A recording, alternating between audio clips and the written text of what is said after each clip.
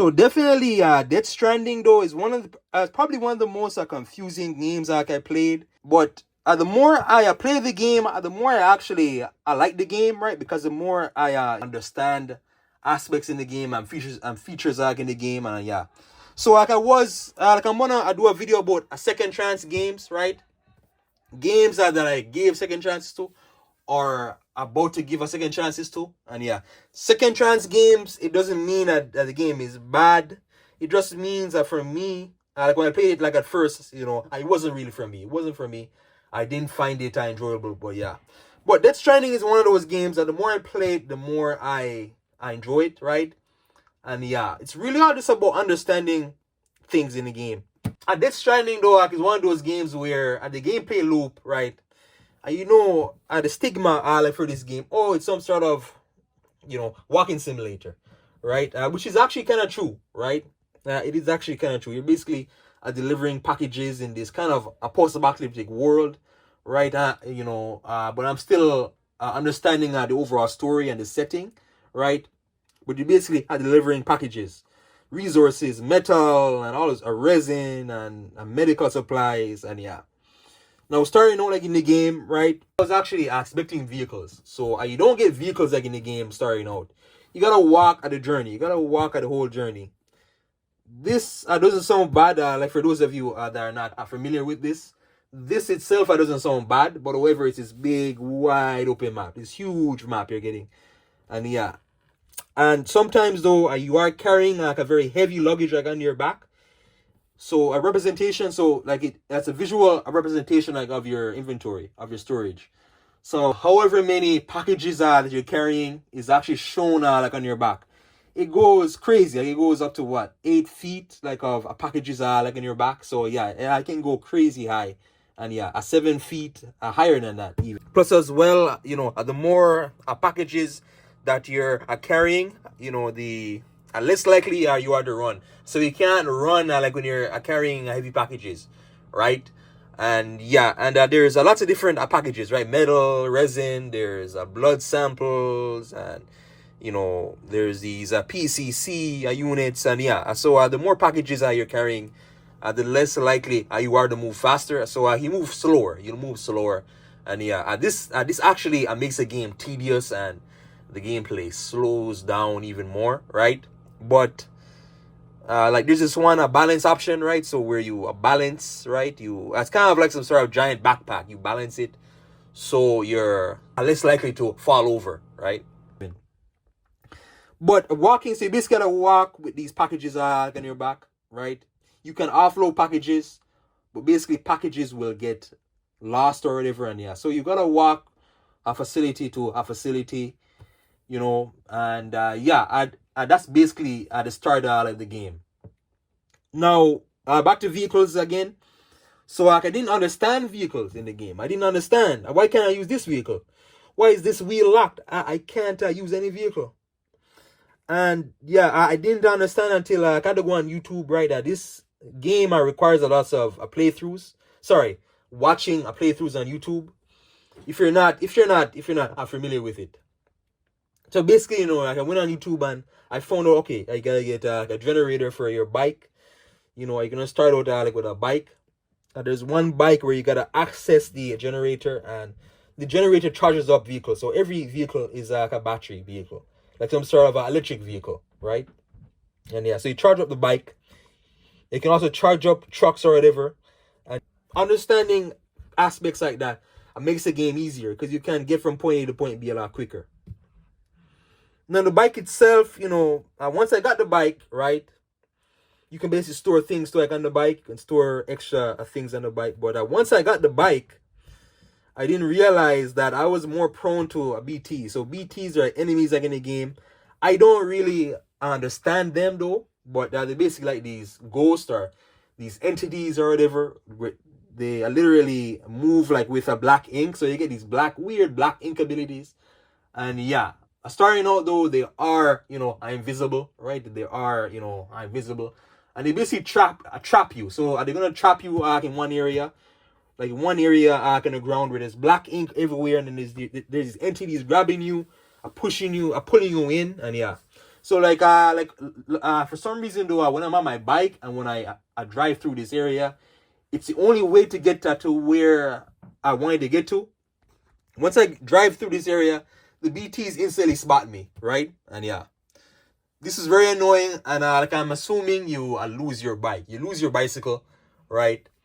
But yeah, this really pissed me off because there was no nearby bicycle. There's no other bicycle nearby, and yeah, the BTs, right? They are very annoying. In my opinion, they make the game unenjoyable, right? But they kind of make the game fun at the same time because they're there like as a challenge, right? They're there to offer kind of a variety to the gameplay. Instead of just delivering, you gotta use a strategy to get around these BTs or whatever, these ghosts or these entities.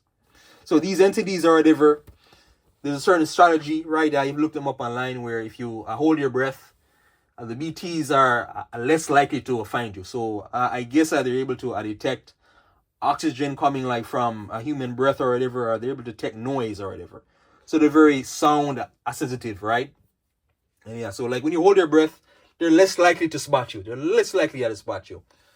And yeah, if you don't, or vice versa, if you don't hold your breath, they're more likely to spot you.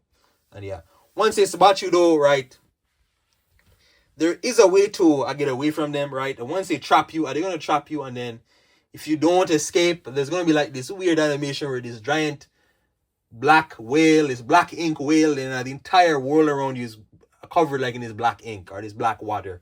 And yeah, there is a way to escape it, right?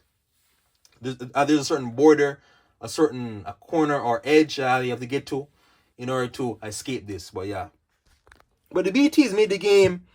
I don't know how I feel about them, but it's kind of like this weird balance. This weird balance where I hate encountering them, but they kind of make the game interesting. They kind of add more suspense to the game. And yeah, so as there's lots of that delivering, again, back to delivering packages and resources, right? As you deliver, right, I believe there's one delivery where you deliver something, and then this is going to give you this blood grenade, this BP hematic grenade or whatever. And this grenade is basically a sort of anti-BT weapon.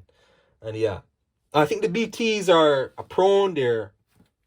So the weaknesses is like a certain blood fusion affects them, right? And yeah, so you can use these grenades to take out BTs. You will need many grenades, multiple grenades, right? It will either slow them down or take them out. And yeah, but Death Stranding though is a very unique, interesting game. I talked about a Control the other day. It reminds me a little bit of Control in this paranormal, kind of weird, like a very weird sci-fi type game, right?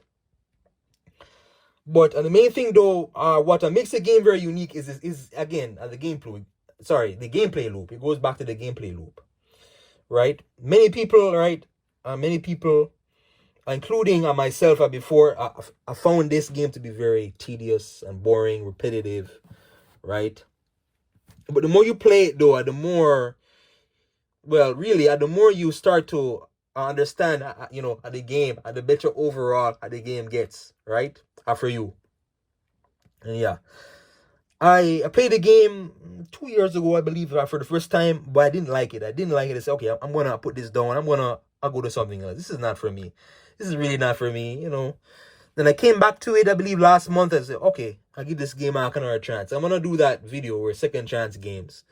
And yeah, so Hideo Kojima, right, made by him, Metal Gear Solid, franchise. He also made a Metal Gear Solid franchise. And, he's always, well, for me, right, I only know a Peace Walker and Metal Gear Solid 5, and what's the other one called again? Yeah, a Peace Walker MGS5. And yeah, so I don't know like a whole lot about the series, Metal Gear Solid.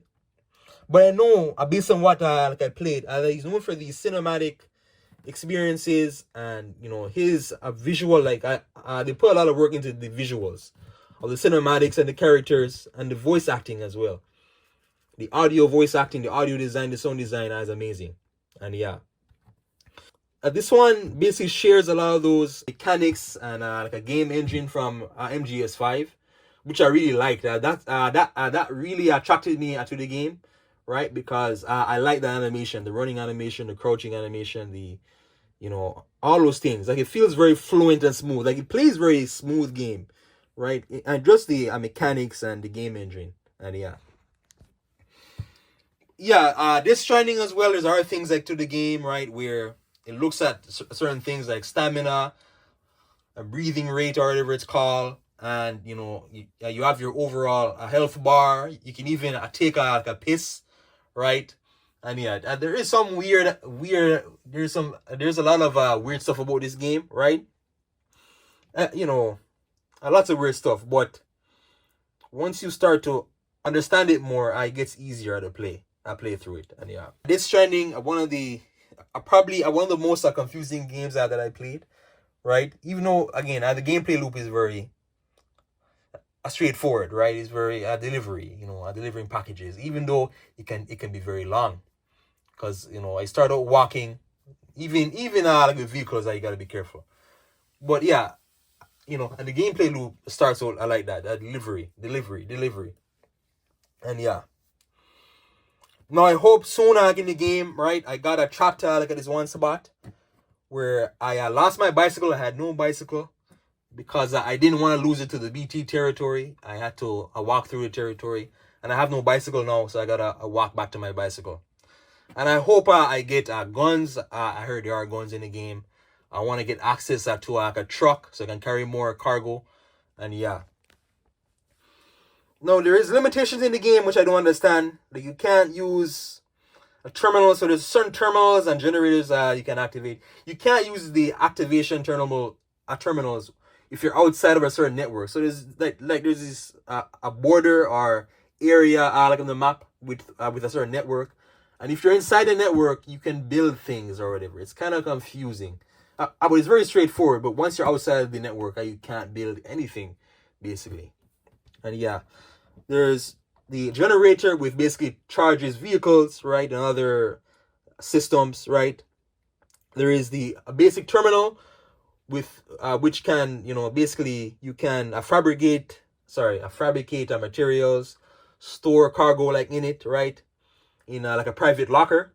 So for example, if you have too many things on you, you basically store items in there, and but there are certain limitations, and if you lose your packages, you gotta try not to lose your packages, because losing your packages, especially important ones.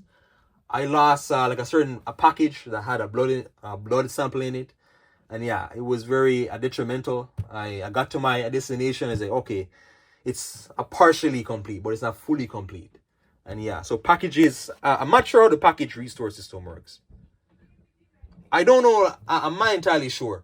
But a Death Stranding, right, it's going to have limitations. And running boots, you got boots as well. So the boots will wear out over time. Then you got to use sandalweed, which is like these slippers. I don't know what they are. Like these plants, you use the plants and they turn into slippers. So, So, walking, if you walk too much, like on one boot or sandalweed, it's going to wear out. And then you got to put on like another one, and so on. So there's going to be lots of limitations. You get this energy drink, which is very good because it refills, I believe, stamina or a certain meter. It'll refill that. There's these bugs that you can't eat, right? There's something that will restore blood levels, and I'm still trying to understand that. But Death Stranding, lots of weird stuff in it. The more you understand the game, the better overall you are. So like, share, subscribe. Thank you.